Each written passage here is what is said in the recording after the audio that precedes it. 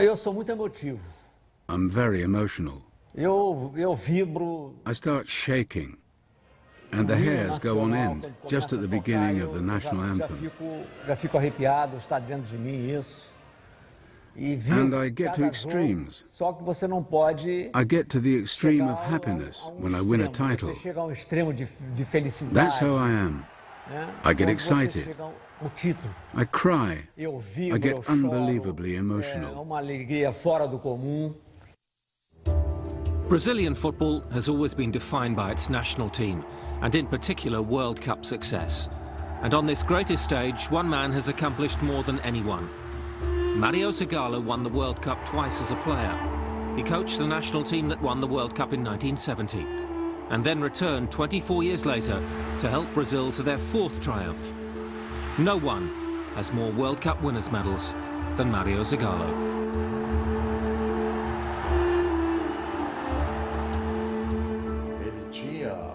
He had his tactics and the way he wanted to play, but he also gave the players freedom if they felt something wasn't working. It's really a unique story. It's an incredible story. He's a person with very strong values who has always lived for football, while also staying up to date with the game. What Zagallo did when he became Brazil manager was not just bring in new players and change the tactics of the team, he changed the whole philosophy of how they played.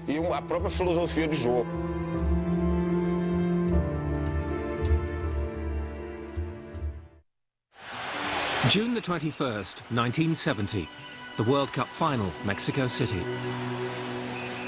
In the searing heat and leading Italy 3-1 with only 4 minutes remaining, Brazil could have been forgiven for playing out time.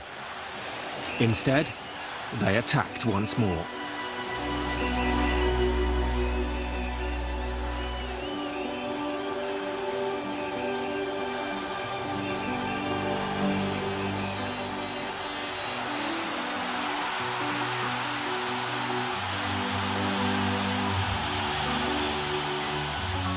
It was the beautiful game in microcosm, spontaneous, fluid, free-flowing, instinctive. Or at least, that's how it appeared. A lot of people thought that fourth goal I scored was just improvisation. That's what Brazilians do. Carlos Alberto just came along and scored. But that wasn't the case. Our coach Zagallo had planned that move. We practiced it before the game. All I had to do was control it and pass it. I didn't need to look behind me to know that Carlos Alberto was making the run. It was like a photo of what Zagallo had told us. For me, it was great because I was lucky enough to score the fourth goal. And even today, everyone talks about it. This story of success begins with Mario Zagallo, the player. He made his name on the left side of midfield for Botafogo and Flamengo, Rio's premier sides. In 1958, he was part of the victorious World Cup team, scoring the fourth goal as Brazil beat host Sweden 5-2 in the final. Zagallo's contribution to that team was vital.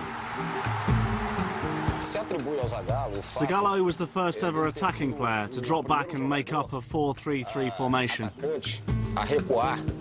He completed the midfield as the third man. I don't think it would be an exaggeration to say that he was the missing link in this tactical formation. And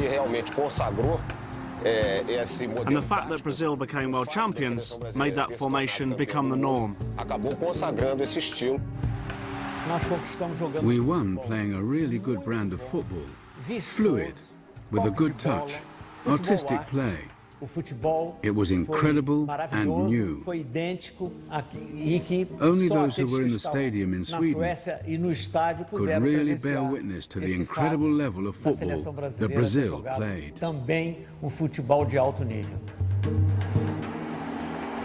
4 years later, Mario Zagallo grabbed his next taste of glory. Brazil defeated Czechoslovakia 3-1 in the 1962 World Cup final. And Zagallo had his second World Cup winners' medal.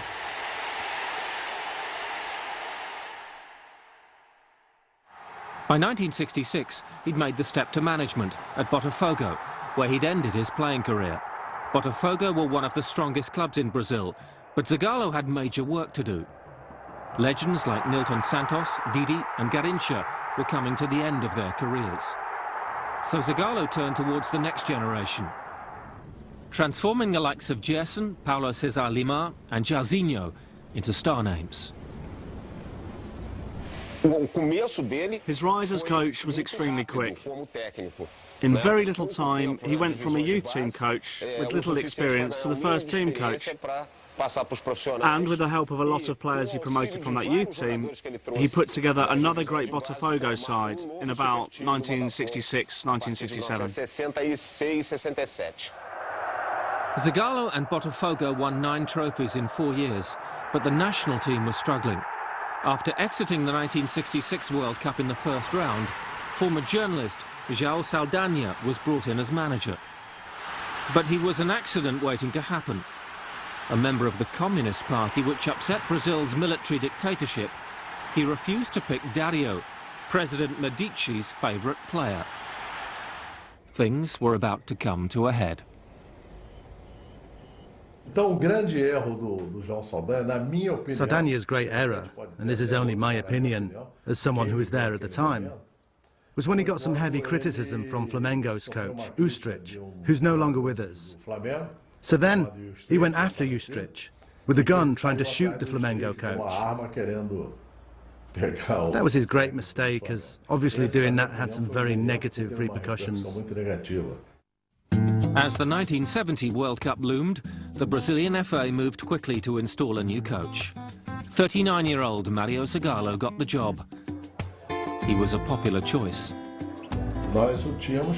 We'd known him as one of our teammates. And, like all the great coaches I've seen, or played under, Zagallo was happy to listen to the players. Zagallo gave us that freedom to share ideas. He didn't consider himself to be the only one who knew anything. Despite their good form in qualifying, Zagallo had much work to do. Failure to perform in England in the 1966 tournament had left its mark on the Brazilian psyche. The team were unused to the aggressive tactics used by European nations. The manager had to toughen up his squad. I remember that after that World Cup, when Brazil were almost surprised by the way the Europeans had played, a football based on physical strength or power football. Then there were a lot of people saying that Brazil had to change their game. Brazilian football isn't violent by nature. And so we didn't know how to play hard, like the Europeans. I learned how to defend myself. I was never malicious, though. Everyone knows that. I learned to go in a little harder sometimes. You have to impose a little bit of respect, especially when you played against countries like Uruguay or Argentina. The same in Europe, against countries like Czechoslovakia, Hungary and England, where they play a very, very physical game. So you did have to learn to stick up for yourself, and that's what I did.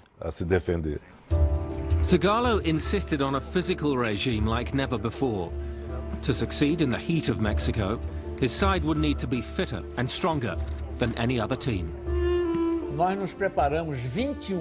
We prepared for 21 days in Guanajuato, which is at the same altitude as Mexico City. So our preparation was done scientifically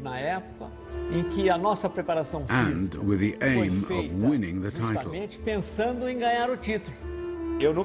Physically, I was in the best shape I'd ever been in, thanks to the preparation we'd had. We were the best prepared team from a physical point of view in that World Cup. But Zagallo was more than just a hard taskmaster. He was a strategist who loved analysing the game.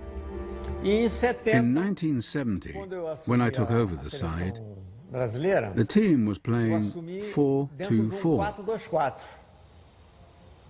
And the way I saw it, even though Brazil had qualified playing in a 4-2-4, they were playing in South America. But I thought, you couldn't play 4-2-4 in a World Cup. It was out of date. If we'd already changed in Sweden in 1958 to 4-3-3, why will I suddenly revert to a 4-2-4? Zagallo had the awareness to realise that the teams Brazil would face in the World Cup played in a very different manner to the South American teams. And above all, nearly all those teams used tactical systems that could cause problems for Brazil. Brazil were nearly the finished article, but not quite. The strength of the squad meant the talented Rivellino found a starting place hard to come by. So Zagallo looked to his past to find a solution. Edu was a great left-sided player, but when I sat next to him, when Zagallo was presented as manager, he said to me, "Riva, I won't play anymore." And I said, "Edu, don't be stupid, you won't get dropped." And he said, no, the tactics will kill me. Zagallo likes to play with a winger who sits deeper. That was his position when he played in 58 and 62.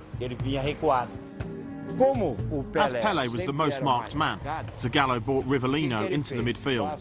That 4-3-3 we ended up playing with was due to Rivellino. If Zagallo hadn't been coached, then I doubt Rivellino would have even played.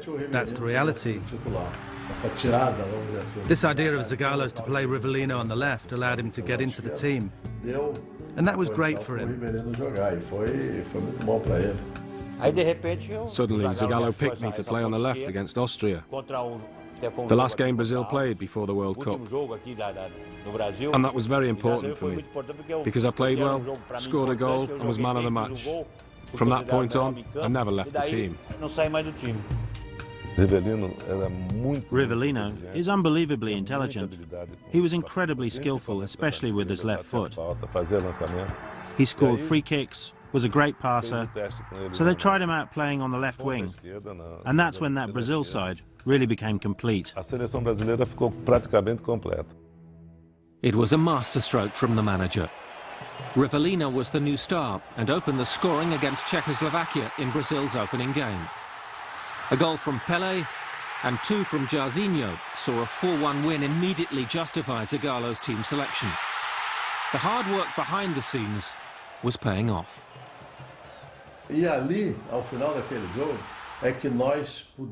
was at the end of that game that we felt everything we'd gone through, everything we'd worked for, and it was 3 months of hard work, was beginning to show results. We all felt fine after the match. No one was tired or exhausted. So we said, right, we're ready to win the World Cup. Next were World Cup holders England. Once again, Zagallo's preparation was meticulous. We studied the opposition and had various meetings, and we knew that was the big game of the World Cup for us. Why? Because we were up against an England side who we considered, and most people considered, the favourites to win that World Cup. So we knew that game was the key. And his team delivered. Jairzinho scored the only goal. It was like a game of chess. We could have lost it 1-0, or drawn, or won 1-0. It was a sensational game, played in the head, which we were lucky enough to win. Romania and Peru were beaten before Brazil met Uruguay in the semi-finals, a repeat of the 1950 World Cup final defeat 20 years earlier, known to Brazilians as the tragedy of the Maracanã. When Uruguay opened the scoring, Brazil feared the worst. But Zagallo's tactical genius came into play. Gerson was being marked out of the game right from the start. So what did they do? Gerson and Clodoaldo swapped positions. Gerson played deeper and Clodoaldo played further forward, so that confused the Uruguayans, and Brazil, who up until that point had been playing very badly, were able to level the game with a goal from Clodoaldo as if he was a striker. But 1-1 at half-time meant Zagallo still had work to do. I had to give them a talking to and get their heads right to get the team going. We had to forget the opposition and say that we were better, but we weren't playing our best football. Brazil won because of my team talk, and they went out after half-time like a different team. We went on to win 3-1 and stay on the road to the title.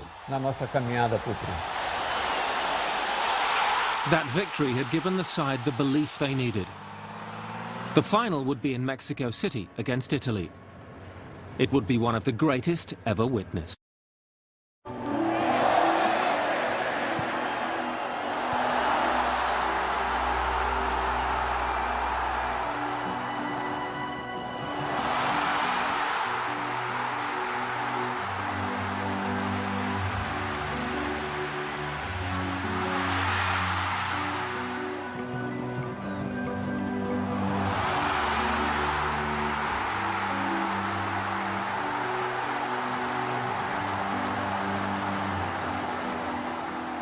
Mario Zagallo had his hands on the World Cup for a third time, the first man ever to win as player and coach. He was the mastermind behind one of the greatest sides the world had ever seen, but with a special bond at their core. It was good, but all the games were good. One of the advantages of Zagallo's team is that we didn't depend on Pelé, or Tostão, or Gerson. It was a group effort. That was the important thing. We won easily. Why? Because our bodies were prepared to play at 2,300 meters above sea level in the capital. And that was because of our preparation in Guanajuato, so that we wouldn't feel the problems that came with altitude.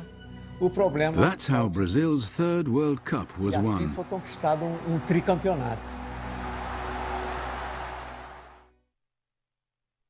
Zagallo returned to Brazil at club level, winning titles with Fluminense and Flamengo, before taking charge of the national side at the 1974 World Cup. In the semi-finals, they would face Holland, inspired by Johan Cruyff. The big game was against Brazil, the World Championship. So that was really a game where everybody was focused and everybody did what they had to do. Goals from Johan Neeskens and Cruyff sent Holland through to their first World Cup final. Brazil were out. It was not only the result at the end, well, it could be 2-1, 3-1 or 3-0 or 2-0. It didn't even matter. We just played football which the world loved, and that against the Brazilians. Zagallo would enjoy success in the Middle East with Kuwait and Al Hilal, before he led the United Arab Emirates to their first World Cup in 1990. But 4 years later, he returned to the Brazil setup again, assisting Carlos Alberto Pereira at the World Cup in America. I think he always had a very simple way about him, but also very up-to-date too. In each role he had for the national team, he knew how to act. He knew how to give something of himself, his personality, his identity, and, of course, his great passion for football. Just like 1970, it would be Italy in the final. The game was much closer, but Brazil triumphed again, 3-2 on penalties.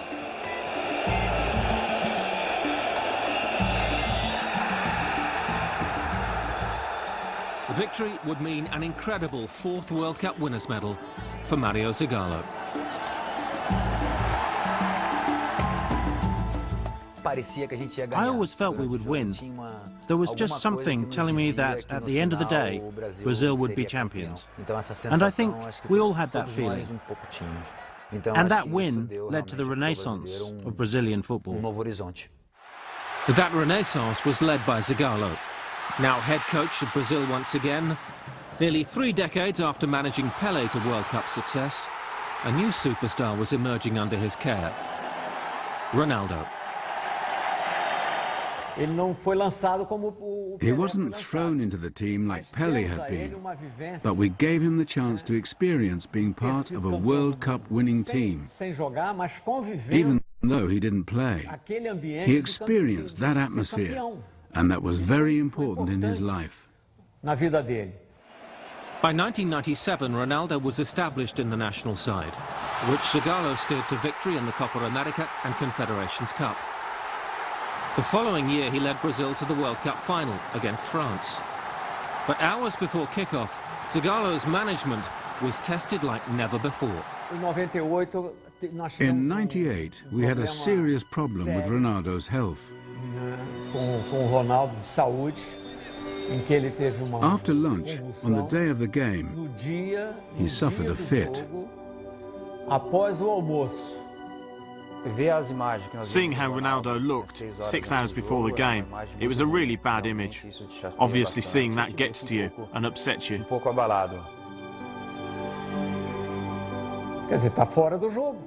He was out of the game. An athlete who just had a fit couldn't play. So he went off to the clinic and I didn't see him again. Ronaldo did not travel with the team. Edmundo was picked in his place. But just moments before kickoff, the picture changed. Ronaldo's there in our little office, already wearing his socks, shorts and shirt. I thought it was strange. But he said to me, "Zagallo, don't take this away from me. I'm fine. It happened 7 hours ago. But I'm fine now. The test gave me the all clear. I want to play."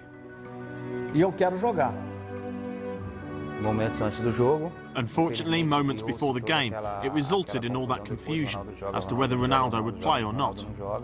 Obviously, that affected the spirit of the group. We had to make a decision, and that decision was made. Ronaldo, you do know what you're saying. Zagallo, I'm not a kid. If something was wrong with me, I'd tell you. So what happened? I said, "Right, you're in the team. You'll play." The gamble backfired. Ronaldo was clearly not right, and neither were Brazil. France won 3-0. For Zagallo, there would be no 5th World Cup winners' medal. And to compound the situation, he then had to face the press. Ronaldo ended up playing. I thought several times about playing him or not playing him, but ultimately I thought he might be able to give us a spark. Why play him, Zagallo? He played because he played. I've got the character to come here and talk. You all owe me a lot. I'm here because I'm a man. I have no idea what sort of character you have. I have moral dignity to say what I'm saying. I'm not so sure about you. I understand the situation Zagallo was in. We're not talking about any old player. We're talking about the best player in the world at the time, and a World Cup final. Obviously, he wasn't in good condition, but it's very difficult to criticize the decision. I would do exactly the same thing if the whole thing happened again. In 2006, Zagallo returned yet again to assist Carlos Alberto Pereira at the World Cup in Germany. Elimination, again by France in the quarter-finals, marked his final game with the national team. That 5th World Cup winners' medal never arrived, but his involvement in 7 World Cups with Brazil is unlikely ever to be matched. In April 2011, Zagallo was named an ambassador for Botafogo. Now in his 80s, he hopes his experience and knowledge will help raise funds to invest in youth football. His love for the game remains as strong as ever. Directly involved in 4 of Brazil's 5 World Cup triumphs, Mario Zagallo was a master tactician and a skilled motivator, who's experienced success wherever he's gone. One of football's greatest ever managers, his status as a hero in Brazil is secure. Zagallo was obliged to make fairly radical changes to the national team. And those changes, along with the physical work that Brazil did, all of that led to Brazil winning the World Cup. If you take into account all the titles he won, including the regional titles, then I think you'd have to put Zagallo up there as one of the top 10 coaches in the history of football, for sure. To be able to understand what's going on today and be up to date with everything and understand what's going on inside the heads of players and new tactical schemes over so many years. I'm talking about from 58 to 98. So that's 40 years of football. Then I think that deserves great credit. So I think he's definitely one of the greatest managers in the history of the game. I've got a portrait of me crying at home. I've got a lot, but crying is good. Winning is good. Because I won't cry if we're losing. If you cry, it means everything's gone well.